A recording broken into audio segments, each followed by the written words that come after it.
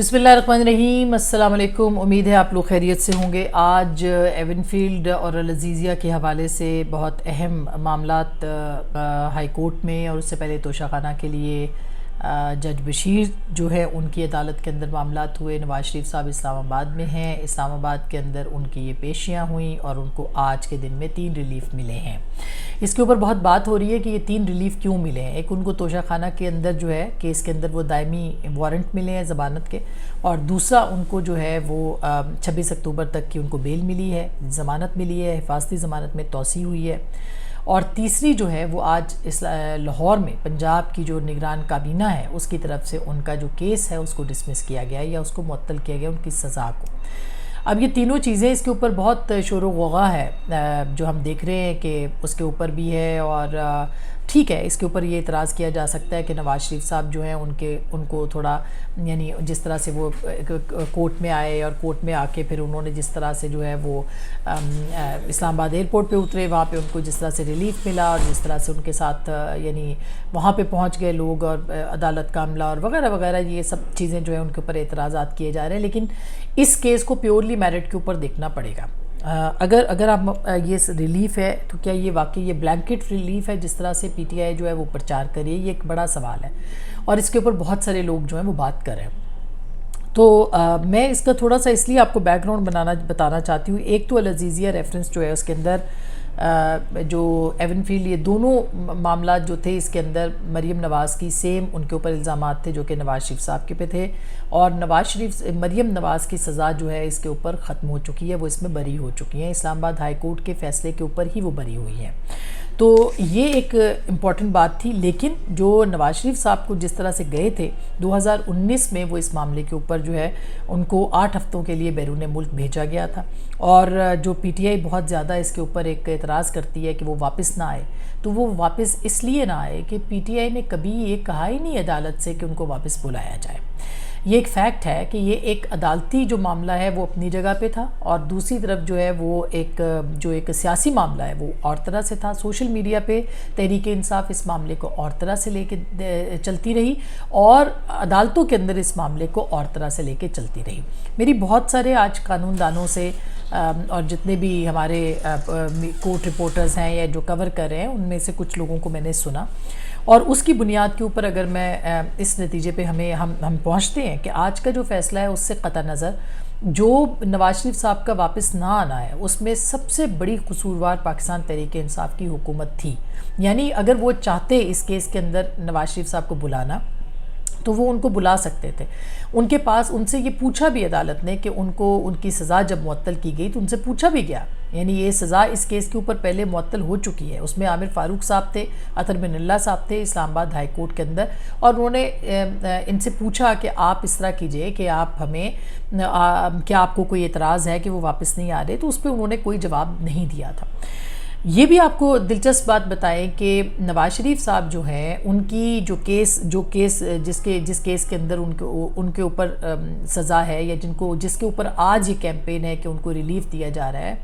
یا نگران set up جو ہے پنجاب حکومت کا اس نے ریلیف دیا ہے، پیپلز پارٹی نے بھی شدید اس کے اوپر جو ہے وہ تنقید کی ہے، لیکن خود پنجاب کی سابقہ حکومت یعنی عثمان بزدار صاحب وزیر اعلیٰ تھے، انہوں نے دوران اپنے حکومت جو ہے وہ ان کو اجازت دی تھی، ان کی سزا کو معطل کیا تھا، ان کو باہر جانے کی اجازت دی تھی۔ اگر آپ کو یاد ہو تو یہ کیس جو تھا یہ کوئی تقریباً اسلام آباد کی احتساب عدالت نے العزیزیہ اسٹیل ملز میں 7 سال کی سزا سنائی تھی، اور نواز شریف صاحب وہ 7 سال کی سزا کاٹ رہے تھے۔ بیرون ملک جانے کے بعد عدم پیشی کی بنیاد پر عدالت نے انہیں اشتہاری بھی قرار دیا تھا، جو کہ آج ختم ہو گیا، ان کے ساتھ جو اشتہاری کا لفظ تھا وہ بھی ختم ہو گیا ہے۔ تو جو نواز شریف صاحب تھے ان کی طبی بنیادوں کے اوپر یہ ضمانت منظور ہوئی تھی، اور سزا کو 8 ہفتوں کے لیے معطل بھی کیا گیا تھا،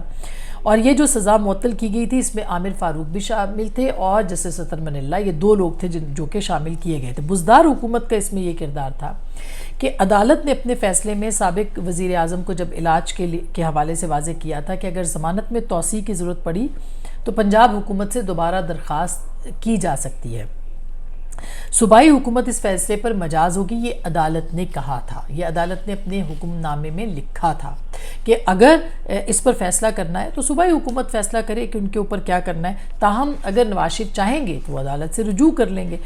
اگر آپ کو یاد ہو تو 4 ہفتوں کی اجازت تھی، تو اس کے لیے اسلام آباد ہائی کورٹ کی بجائے لاہور ہائی کورٹ سے نواز شریف نے جو ہے وہ رجوع کیا تھا بیرون ملک جانے کے لیے، تو اس کے اوپر ایک انڈرٹیکنگ بھی جو تھی وہ جمع کی گئی تھی۔ مگر جو بزدار حکومت کا اس کے اندر کردار نظر آتا ہے وہ یہ تھا کہ سابق وزیر اعظم کے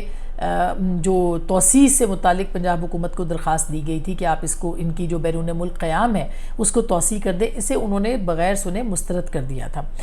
2020 میں عدم پیروی کی بنا پر نواز شریف کی ایون فیلڈ میں ضمانت اور جو اس کے سزا کی معطلی کا فیصلہ تھا، اس کو کالعدم قرار دیتے ہوئے انہیں اشتہاری بھی قرار دیا تھا اسلام آباد ہائی کورٹ نے۔ اور پھر اسی کی روشنی میں جو ہے وہ عزیزیہ پنجاب جو نگران پنجاب حکومت تھی اس وقت کی، اس نے جو ہے وہ سزا معطل کرنے کی درخواست دی تھی، لیکن پھر نواز شریف کی عزیزیہ ریفرنس میں سزا کی جو معطلی تھی وہ پھر پنجاب کابینہ نے اس وقت دے دی تھی، اور یہ وہی پنجاب کابینہ ہے جس نے سزا معطل جب کی تو نواز شریف صاحب کو واپس جانے کی باہر جانے کی اجازت ملی تھی۔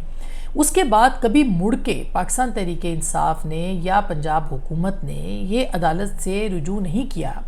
کہ جی آپ نے جن کو ہماری اجازت سے 8 ہفتوں کے لیے بھیجا تھا علاج کے لیے، وہ واپس کیوں نہیں آ رہے۔ اگر وہ کرتے تو نواز شریف صاحب کو واپس آنا پڑتا۔ تو یہ ایک معاملہ ہے جس کے اوپر آج بڑی کلیئرٹی کے ساتھ جو ہے وہ لائرز اس کے اوپر جو ہے وہ بات کر رہے ہیں، اور یہ ایک بحث جو ہے وہ اس کو کہا جاتا ہے کہ اس کو ریلیف کی صورت نہیں کہا جا سکتا۔ لیکن جو سب سے بڑا اعتراض ہے وہ یہی ہے کہ اگر نواز شریف صاحب واپس آئے تھے حفاظتی ضمانت، جس طرح سے ان کو ایئرپورٹ کے اوپر، جیسے میں نے پہلے کا عملہ وہاں پہ گیا، یہ جو کچھ بھی معاملات ہوئے اس کے اوپر بہت تنقید ہے، اور پھر جس طرح سے ان کا ریسیپشن ہوا، اور پھر جس طرح سے ان کو ریڈ کارپٹ ریسیپشن دیا گیا، اس کے اوپر بھی بہت تنقید ہے۔ تو اس بالکل ان کو فالو کرنا چاہیے تھا، کوئی حرج نہیں تھا اگر وہ آتے اور سیدھے آپ کورٹ میں چلے جاتے، وہاں پہ اپنے آپ کو سرنڈر کرتے، ان کو ضمانت ملتی اور وہ وہاں پہ چلے جاتے، تو اس سے زیادہ ان کی جو ہے وہ نیک نامی ہوتی۔ لیکن ایسا لگتا ہے کہ جیسے چیزوں کو انڈو کیا جا رہا ہے، جیسے سلیٹ کو صاف کیا جا رہا ہے، جیسے کہ بیک پیچھے جو ہے وہ جایا جا رہا ہے، جس طرح سے پوائنٹ 0 پہ اس وقت کھڑے تھے ان کو شاید ازالہ کیا جا رہا ہے یا مداوع کیا جا رہا ہے یا سمجھوتا ہے یا کچھ بھی ہے، لیکن اس کا جو طریقہ کار ہے اس کے اوپر کافی تنقید جو ہے وہ کی جاتی ہے۔ تو اب جو ایک ریلیف تو یہ ہوا، اب 26 اکتوبر کو کیا ہوگا اس سلسلے میں آپ کو بتاؤں کہ آج جو ایک تو پہلے اس کی سزا معطل جو کی تھی اس میں ایک جج صاحب یعنی عامر فاروق صاحب آج بھی موجود ہے، 2 رکنی یہ بینچ ہے۔ نیب جو ہے اس نے آج اس کے اوپر جو ہے کوئی زیادہ کنٹیسٹ نہیں کیا، بلکہ بار بار عدالت نے ان سے پوچھا بھی کہ آپ کیا سمجھتے ہیں۔ جو ان کی بات چیت ہوئی، انہوں نے کہا کہ جج صاحب نے کہا کہ آپ نے مطمئن کرنا ہے کہ آپ عدالت سے غیر حاضر کیوں رہے، یعنی نواز شریف صاحب اس کو جسٹیفائی کریں، جس پہ ان کے وکیل جو اعظم نذیر تارڑ صاحب ہیں انہوں نے بتایا کہ نواز شریف جان بوجھ کر غیر حاضر نہیں رہے، بلکہ وہ عدالت کی اجازت سے بیرون ملک گئے تھے، اور ہم عدالت میں میڈیکل رپورٹس بھی پیش کرتے رہے ہیں۔ اس کے اوپر جو تھا نا دلچسپ بات، وہ نیب کا بیان تھا یا نیب کا امپریشن تھا، جس پہ کہ انہوں نے کہا یہ فرسٹ امپریشن ہے، انہوں نے سرنڈر کر دیا ہے، اشتہاری نہیں رہے، پہلے ہم کورٹ میں گئے تھے، وہاں سے یہاں پہ آئے ہیں، تو آپ اس طرح کریں، حفاظتی ضمانت کی توسیع کر دیں۔ وہ ان کو توسیع 1 دن کی مل گئی۔ 26 اکتوبر کو کیا ہوگا؟ 26 اکتوبر کو نیب نے پہلے ہی آج جو ہے اس کا ایک اندیہ دے دیا، جب انہوں نے عدالت نے پوچھا کہ آپ نواز شریف صاحب کو گرفتار کرنا چاہتے ہیں، جس کے اوپر نیب نے کہا کہ پروسیکیوٹر نے کہا کہ میں کلیئر ہوں، ابھی عدالت کے سامنے حفاظتی ضمانت کا جو ہے وہ معاملہ ہے۔ کیا پھر انہوں نے پوچھا گل حسن اورنگزیب صاحب نے کہ آپ نے جس طرح میں ابھی بھی صورتحال کو سمجھنے کی کوشش سے نکلنے کی کوشش کر رہا ہوں کہ چیئرمین کے سامنے معاملہ رکھیں کہ پھر کیوں عدالت کا وقت ضائع کیا، یعنی اگر آپ نے اس کو نہیں کنٹیسٹ کرنا تھا تو عدالت کا وقت کیوں ضائع کیا گیا، اور اگر یہ کیسز غلط دائر ہوئے تو پھر نیب واپس لینا چاہتا ہے تو کیسے لے گا۔ اس پہ وکیل نے جواب دیا اعظم نذیر تارڑ صاحب نے کہ ہمارا تو قتل ہو چکا، اور پھر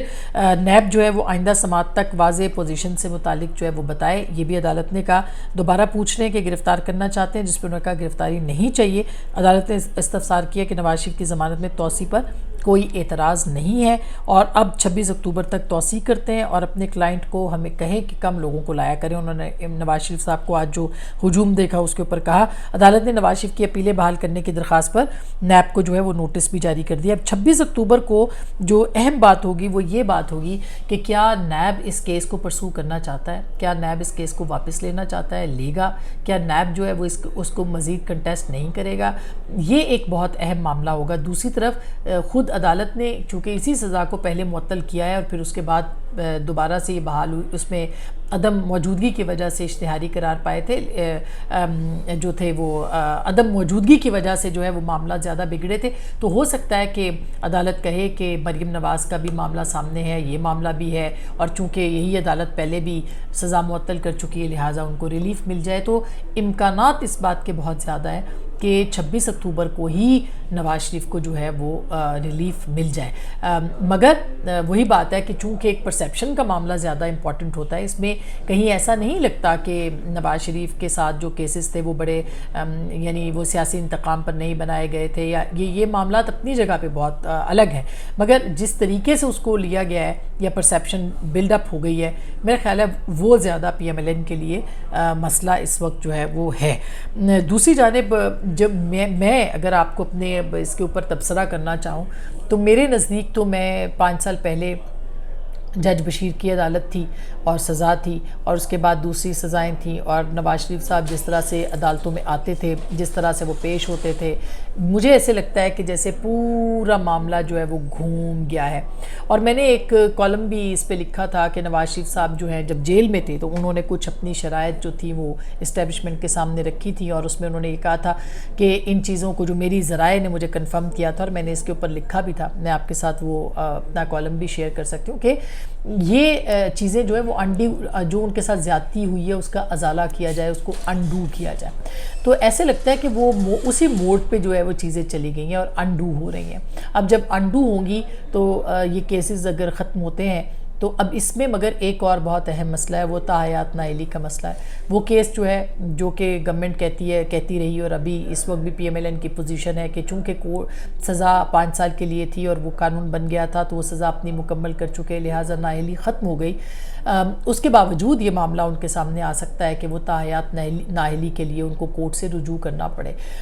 میرا خیال ہے کہ زیادتیاں ہوئیں ان کے ساتھ، اس میں کوئی دو رائے نہیں، مگر انہی زیادتیوں کو دہرانا، مثلاً اگر آج نواز شریف صاحب کے ساتھ ازالہ ہو رہا ہے تو تصور کیجئے کہ آج سے 4 سال یا 5 سال کے بعد نواز شریف صاحب کی جگہ عمران خان صاحب کھڑے ہوں گے، اسی طرح سے ان کو بھی جو ہے وہ انڈو کیا جا رہا ہوگا، اسی طرح سے ان کے لیے بھی سہولت دی جا رہی ہوگی۔ آج عمران خان صاحب شاید ریاست کے سب سے بڑے مطلوب اشتہاری ملزم ہے یا مطلوب ملزم ہے،